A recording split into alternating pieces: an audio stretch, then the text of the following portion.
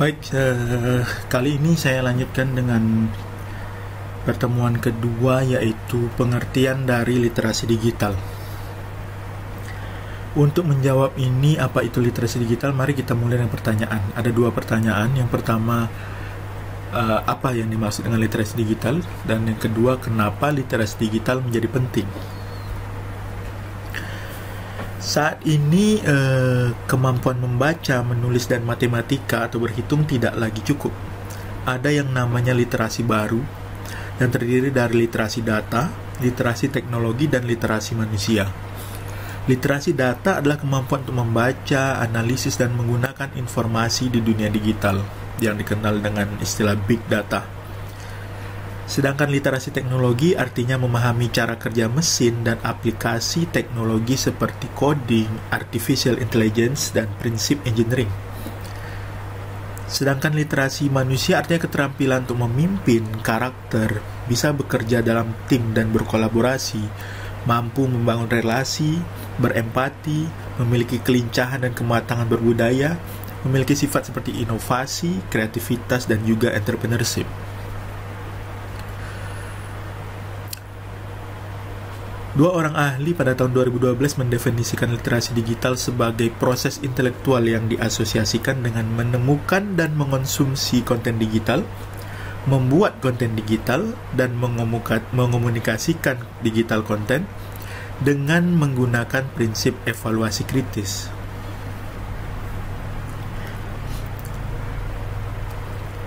Nah, sebelum kita lanjut lebih jauh, kita perlu melihat sejenak perkembangan industri 1.0 hingga ke revolusi industri 4.0. Revolusi industri 1.0 ditandai dengan penerapan mekanisasi produksi dengan mesin bertenaga air dan uap. Terjadi sekitar di akhir abad ke-18.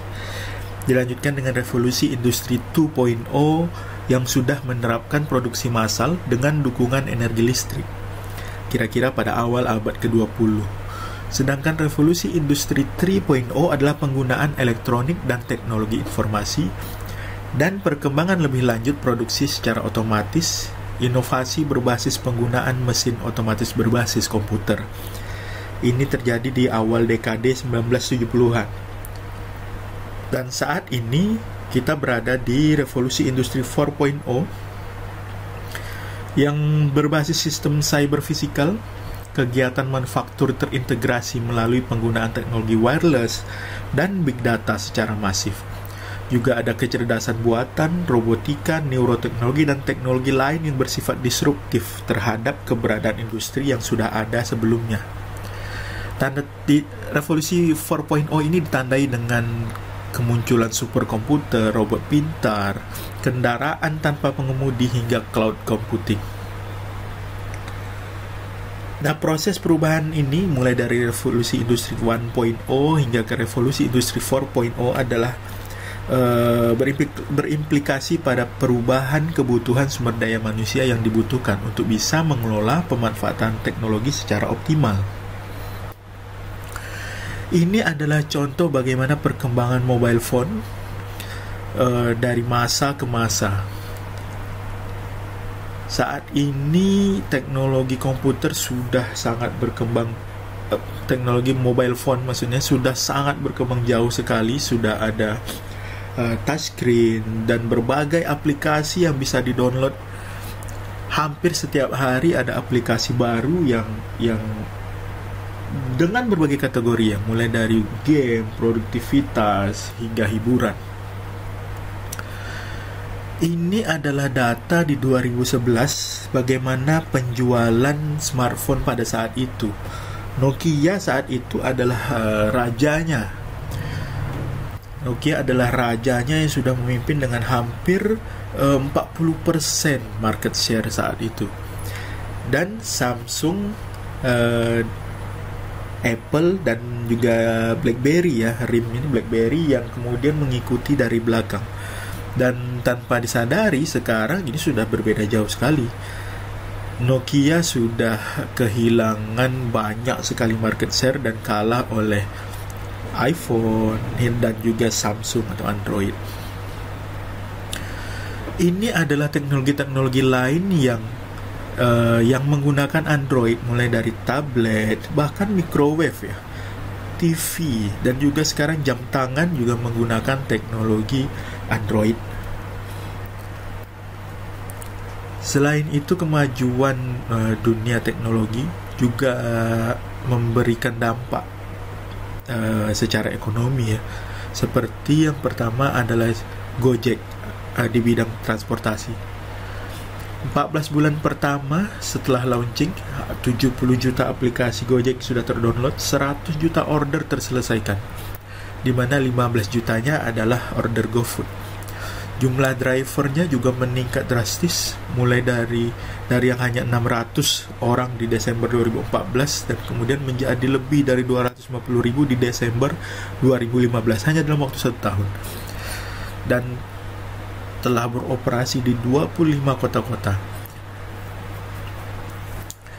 Ini memberikan social impact, seperti misalnya 80 ribu driver yang pertama kali akhirnya terkoneksi internet, 250 ribu driver yang kemudian harus memiliki akun bank ya, tidak bisa karena akan menerima pembayaran dan juga ya seperti itu ya. Terus 83% driver merasa hidupnya lebih sejahtera.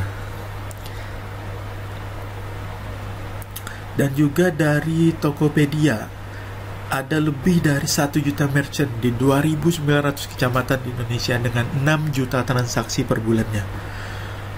20 juta produk terjual ke 5.600 kecamatan di Indonesia. Social impact-nya tentu efisiensi logistik, memotong jalur distribusi gitu. Kemudian mendorong inklusi keuangan karena ada kerjasama dengan bank dan fintech. Dan merchant yang tergabung menciptakan lapangan kerja baru di sekitarnya. Dan ada banyak lagi contoh dari dampak ekonomi digital beserta manfaatnya yang terjadi di sekitar kita. Tapi perlu disadari juga bahwa di satu sisi membawa manfaat. Pemanfaatan digital yang maju sekarang ini kan sudah tidak bisa terelakkan begitu ya. Tapi di satu sisi dia bawa manfaat, membuka peluang baru. Di sisi lain juga ada tantangan akibat perubahan yang ditimbulkannya. Mungkin dari manfaatnya adalah akses layanan yang bisa lebih terjangkau, efisiensi layanan yang lebih cepat dan murah, atau inovasi munculnya model-model bisnis yang baru. Di sisi lain ada tantangan berupa ekonomi digital yang kemudian akan mengendalikan masyarakat. Artinya masyarakat harus siap untuk berpindah gitu ya. Dan juga ada otomatisasi yang mengancam tenaga kerja. Ketiga yaitu adanya kompetisi yang tidak sehat. Karena harus diakui masih ada masyarakat kita yang belum teredukasi soal teknologi dengan baik.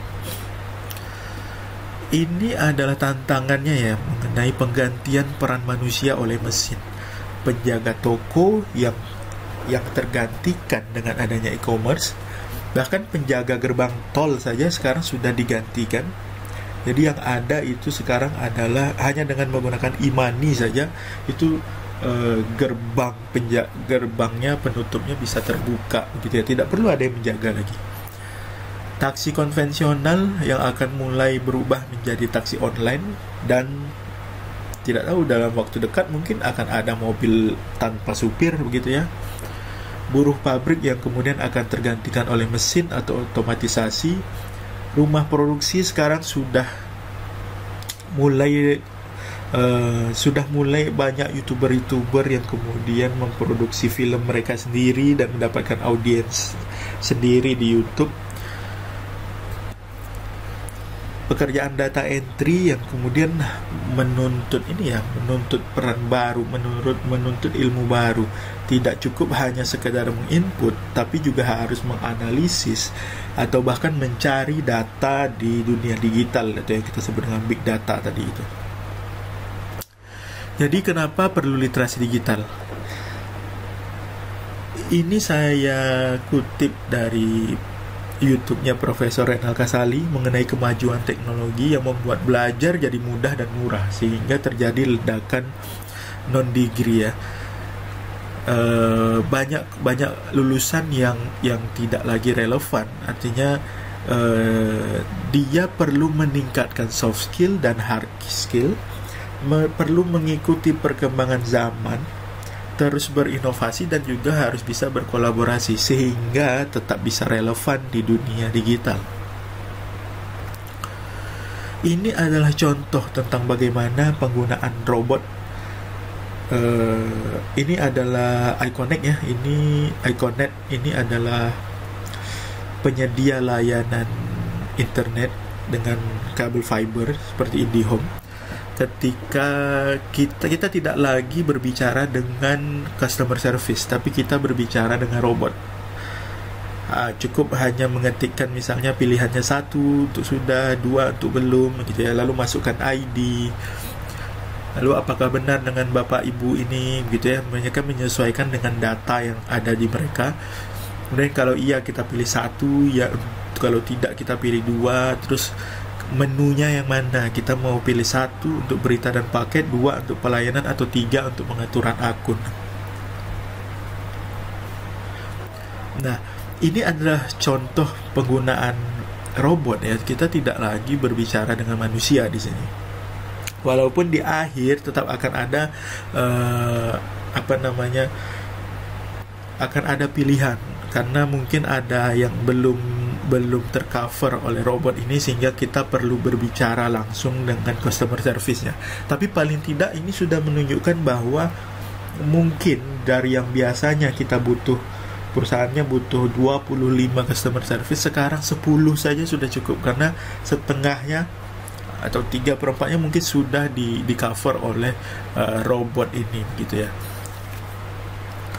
Nah, ini menjawab pertanyaan kedua tadi, yaitu kenapa literasi digital menjadi penting, yaitu supaya kita tetap relevan ya, sesuai dengan kemajuan teknologi, sehingga kita bisa terus mengikuti perkembangan zaman, kita bisa terus berinovasi dan tidak mudah tergantikan gitu. Oke, saya kira itu saja untuk pertemuan kedua ini mengenai pengertian literasi digital dan kenapa literasi digital itu kemudian menjadi penting. Terima kasih, saya Andri.